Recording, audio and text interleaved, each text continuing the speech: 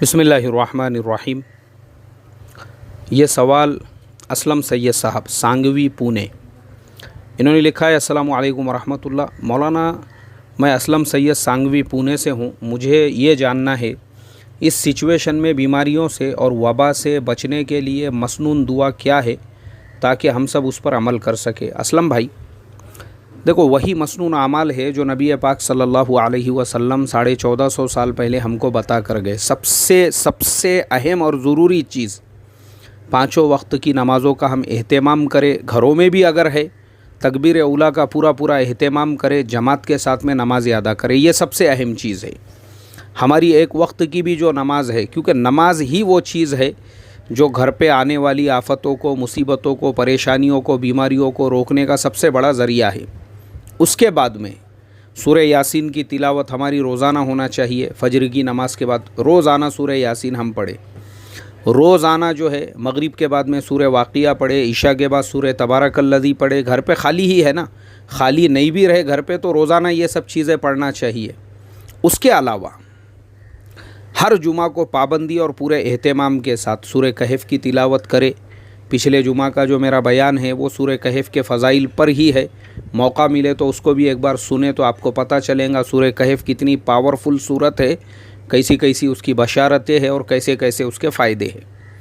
उसके अलावा मसनून जो आमाल है नबी पाक सल्लल्लाहु अलैहि वसल्लम से जो साबित है वो ये है, कोशिश करें घरों के अंदर नमाज से पहले जब आप वज़ू कर रहे हैं तो मिसवाक का इस्तेमाल करें। अल्लाह के नबी ने फरमाया कि मिसवाक जो है 70 बीमारियों का इलाज मिसवाक के अंदर है, तो मिसवाक इस्तेमाल करने की कोशिश करें। अब जो पिल्लू वग़ैरह की मिसवाक हमारे उमूमन मस्जिदों के सामने मिलती है, अगर नहीं मिल रही है तो अपने गली मोहल्ले में जो नीम का दरख्त होता है उसकी भी मिसवाक कर सकते हैं। बबूल की भी मिसवाक वो भी इस्तेमाल कर सकते हैं, वो भी मिसवाक ही है, तो कोई मसला नहीं है। सुन्नत ज़िंदा करने की नीयत से उसकी भी मिसवाक आप इस्तेमाल कर सकते हैं।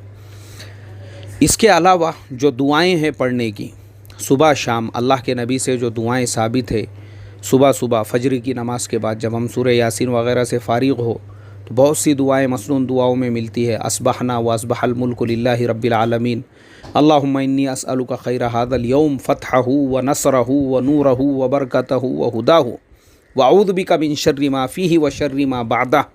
ये दुआ हम रोज़ाना एक मरतबा पढ़ें।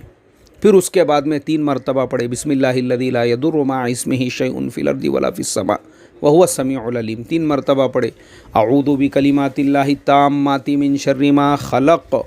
फिर उसके अलावा रोज़ाना जो है 1 मरतबा ये भी दुआ पढ़े, अल्लाहुम्मा सब्बित क़दमीना अला सिरातिकल मुस्तक़ीम, अल्लाहुम्मा सब्बित क़दमीना अला सिरातिकल मुस्तक़ीम, अल्लाहुम्मा सब्बित क़दमीना अला सिरातिकल मुस्तक़ीम।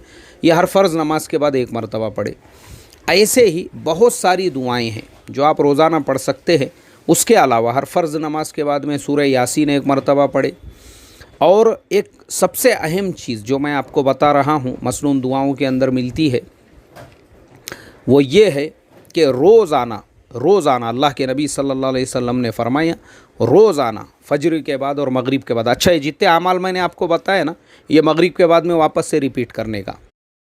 और इसी तरीक़े से रोज़ाना फजर के बाद में भी और मगरिब के बाद में भी 1 मरतबा वो याद से पढ़ने का।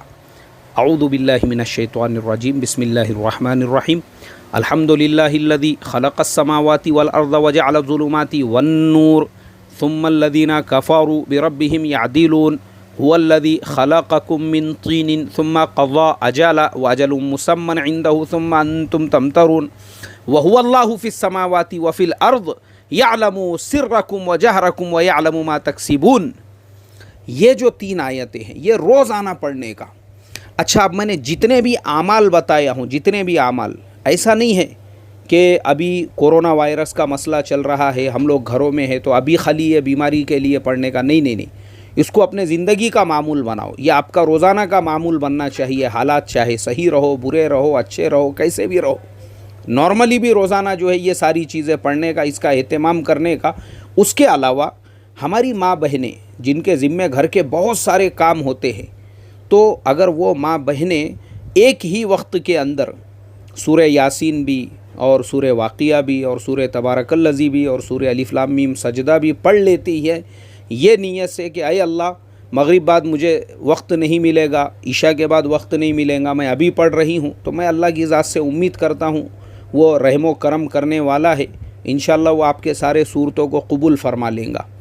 تو اللہ کی ذات سے ہم نے یہ امید رکھنا چاہیے۔ اور اس کے علاوہ، یہ سب کے علاوہ، چلتے پھرتے اٹھتے بیٹھتے کثرت سے استغفار پڑھنے کا، استغفر اللہ استغفر اللہ استغفر اللہ، اس میں بھی استغفر اللہ ربی من کل ذنب واتوب الیہ، استغفر اللہ الذی لا الہ الا هو الحی القیوم واتوب الیہ۔ یہ آخر کا جو میں نے آپ کو استغفار بتایا ہوں، عائشہ صدیقہ رضی اللہ تعالی عنہ فرماتی ہے یہ جو استغفار ہے، اگر آپ کے گناہ سمندر کے جھاگ کے برابر بھی رہیں گے، اللہ تعالیٰ ان سارے گناہوں کو یہ ایک مرتبہ پڑھنے سے، استغفر اللہ الذی لا الہ الا هو الحی القیوم واتوب الیہ، اللہ اس کو معاف فرما دیں گے۔ تو دیکھو یہ تھوڑے بہت اعمال جو ذہن میں آئے میں نے ابھی آپ کو بتا دیا ہوں، فی الحال کے لیے اس پہ عمل کیجئے، اللہ کی ذات سے 100% امید ہے انشاءاللہ ضرور بھی ضرور جو ہے آپ اس کے نتائج اپنی زندگی میں، اپنے کاروبار میں، اپنی دکان میں، اپنی خود کی جو دل اور دماغ ہے اس میں محسوس کریں گے انشاءاللہ۔ اللہ عمل کی توفیق عطا فرمائے۔